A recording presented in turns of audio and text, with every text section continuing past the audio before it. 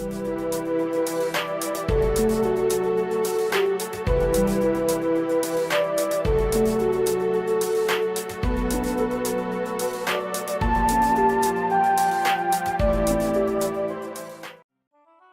back, everybody. This is the thejonnymar, and I'm continuing with Final Fantasy II. So in this episode, we need to save Princess Hilda, who is being held at Palamecia in the Coliseum. And so there's a couple different ways we can get to Palamecia.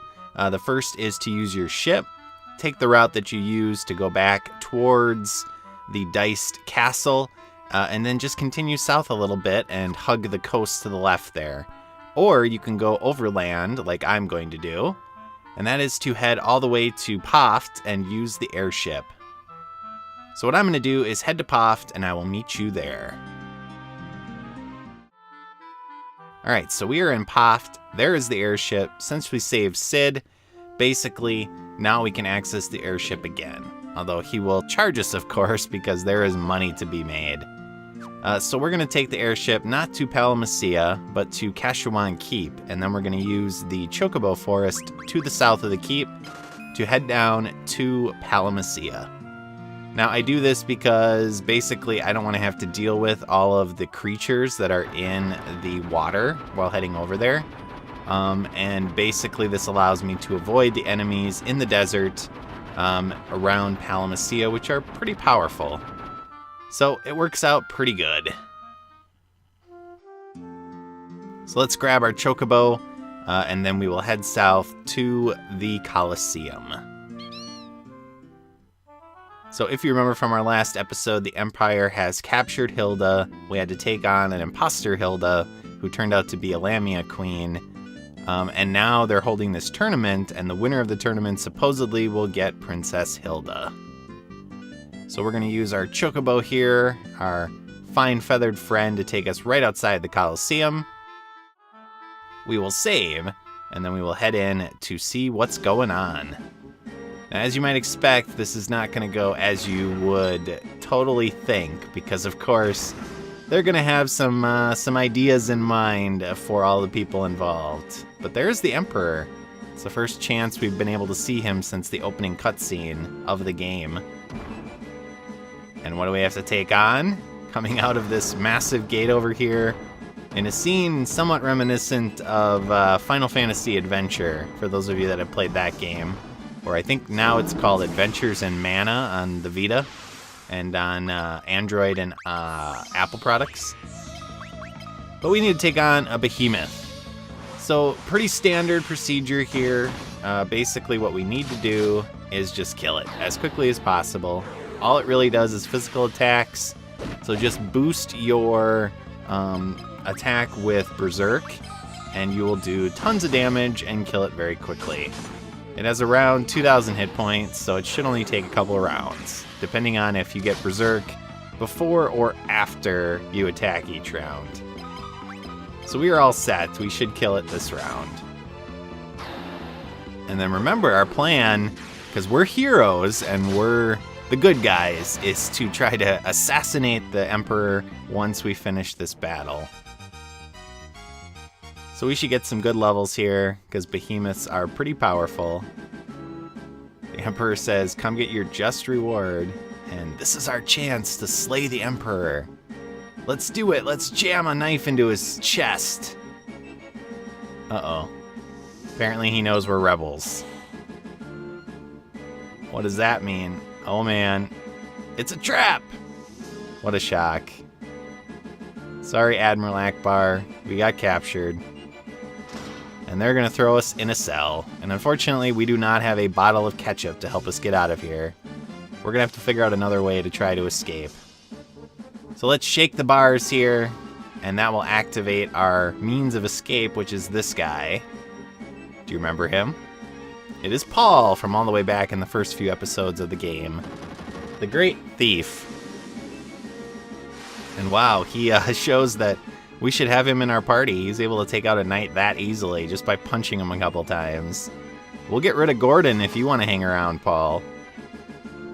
And then Paul's like, alright, smell you guys later, I'm out of here. So we have to get out of here on our own.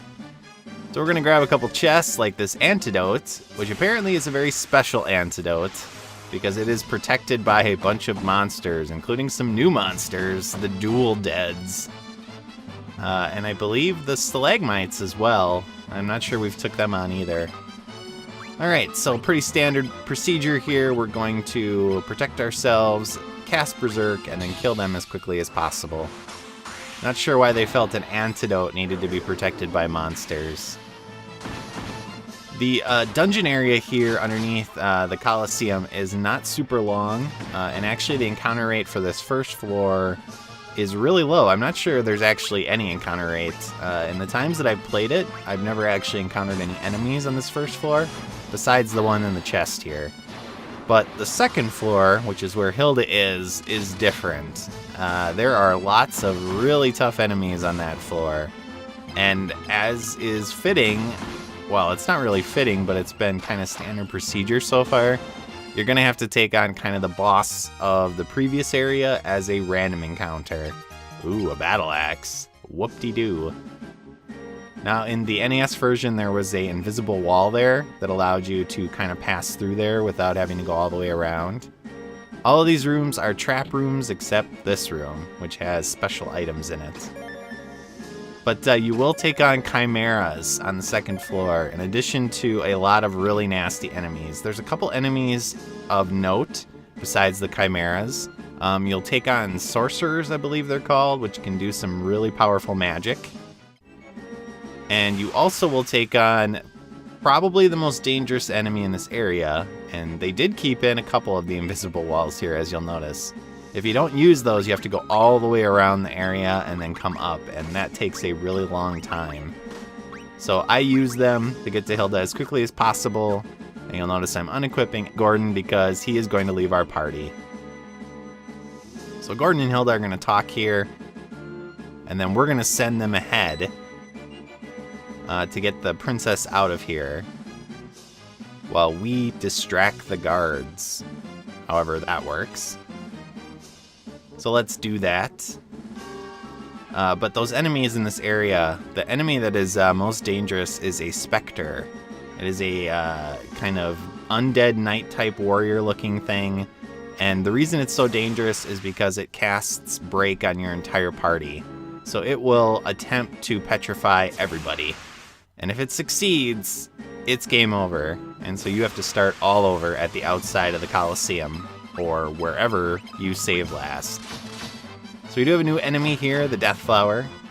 It has about 400 to 500 HP, but other than that, nothing really of note to it. So we're just going to kill it quickly. So your goal, again, is to get out of this dungeon as fast as possible. Do not linger. Don't use this area to level up, because you might find yourself dealing with some nasty ailments that will make your life miserable. So let's go. Let's get out of here. Quickly, quickly. And you can't say much for the construction, as you might notice that occasionally there's like dust falling down, so apparently this place is falling apart. And hey, we're on the throne.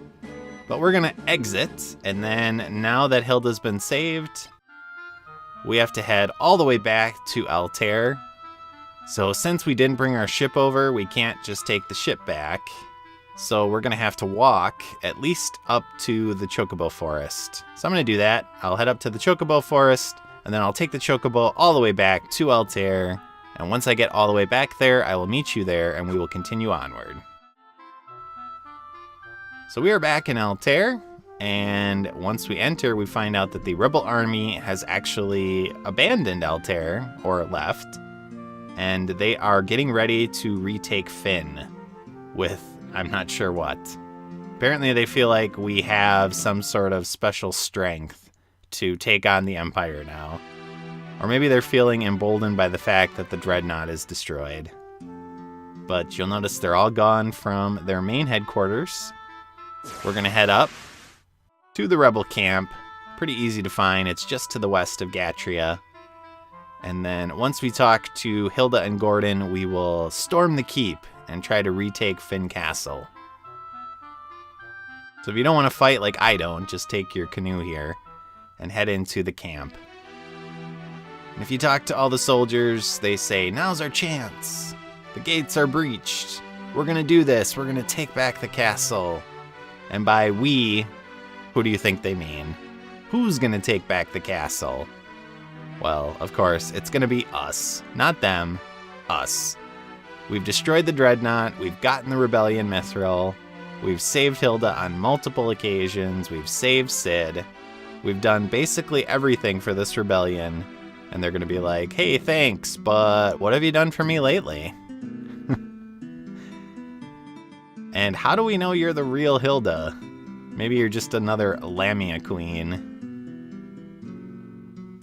So, I don't know, how should we figure out if she's the real Hilda? Let's see if she knows the password. She gets a little annoyed at us. And then asks why we're blushing. No reason. You know, stuff happened. So we're gonna head to Fynn. Our goal is to retake the castle. It's pretty easy, actually. All you have to do is kill the commander. And as we know in all RPGs... Hey, and we're gonna get Layla back. So we went without a fourth party member for a little while. Not sure why Gordon had to join our party temporarily. I think it was because they wanted to do the scene with Hilda in the dungeon. And at this point, for whatever reason, they didn't have the technology to have an extra party member in your group that isn't a part of your group, maybe. So they felt like they had to switch Gordon back in and get rid of Layla for a little bit. But as we know from all RPGs, if you kill the commander of an enemy force, then the enemy force will scatter.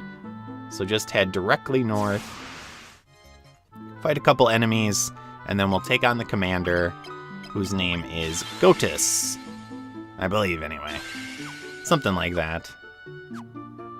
And he is not a pleasant-looking fellow. And he wonders, how did we get here?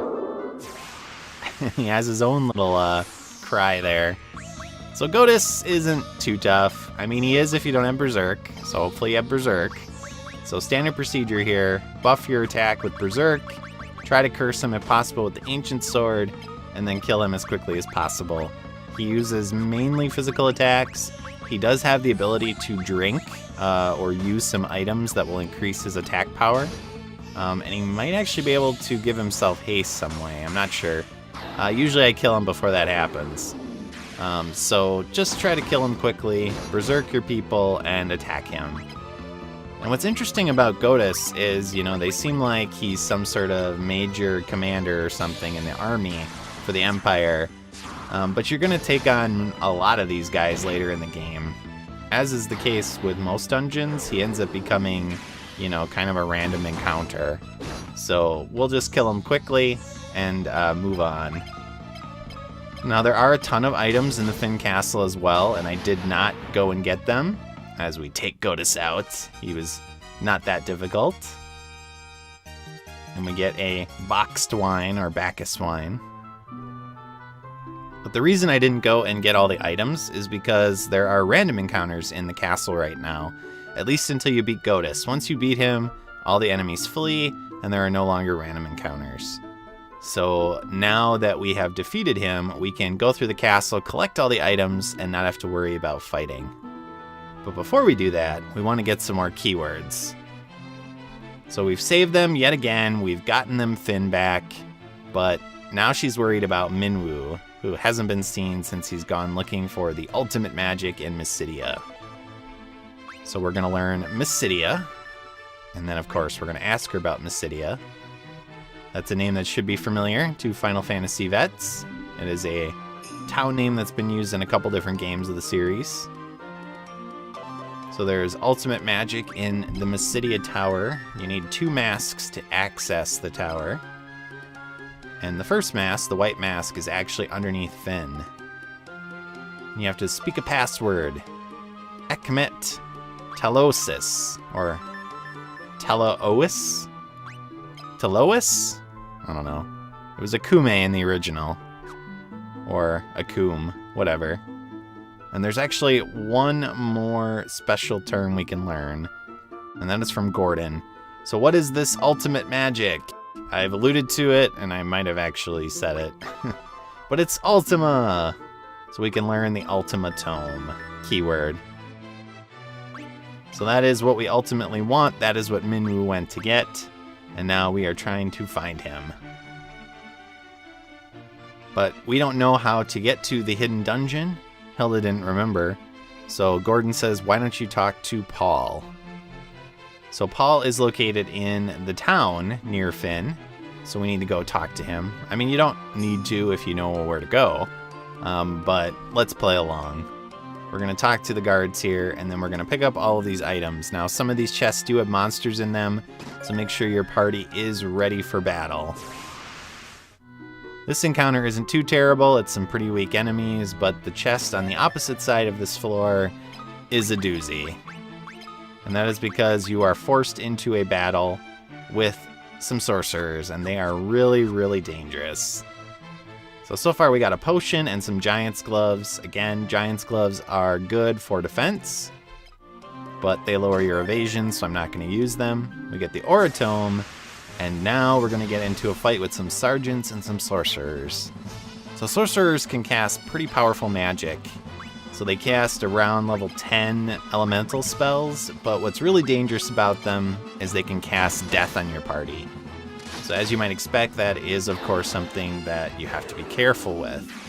And this is a kind of watershed moment, so to speak, a point of, well, not no return, but it's a significant moment because now our party is actually getting access to some of these instant kill spells that some of the enemies are starting to use, things like Break, Death, and also spells like Frog and Mini. In this game, for whatever reason, they've decided to have those spells be pretty powerful. Now, initially they're not. You have to level them up a bit. But once you get them up to at least around level 5, but in that 5 to 10 range, they start to become ridiculously powerful. And the reason why is because you can multi-target them. You can target them on entire groups of enemies. And only one layer, so to speak, of the spell has to hit. So if you have, let's say, and here we get Toad, so that's nice, as well as some other stuff. But let's say you have Toad, and you cast Toad on all the enemy parties, and let's say Toad is at level 6. It's going to attempt to hit each enemy 6 times, so to speak. And only one of those times has to actually hit. And the hit rate of the spells is around 25 to 30%, depending on the spell. So you have a pretty good chance of hitting each time you cast it for each layer that you cast. So if you level it up a little bit, spend some time from now on kind of building them up, they will do significant work for you later in the game. So you can basically take out whole groups of random encounters without too much problem, with either Furion or Maria casting those spells. So that is really nice. We're going to start working on those in my next episode, actually. So this guy's going to talk about the Mirror Chamber. That is not something that comes into play until later in the game, but it is good to remember where it is. So I'll show you kind of what it looks like, but for now there's nothing here.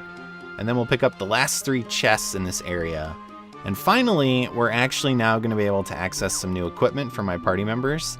So what I'm going to do is, in between episodes, I'm going to re-equip everybody, and then we'll go into the town of Fynn, and I will show you kind of everything that I'm picking up and using. So as always, viewers, thank you for watching. I hope you enjoyed this episode. I will see you all next time as we get our party members ready for the long road to Mysidia.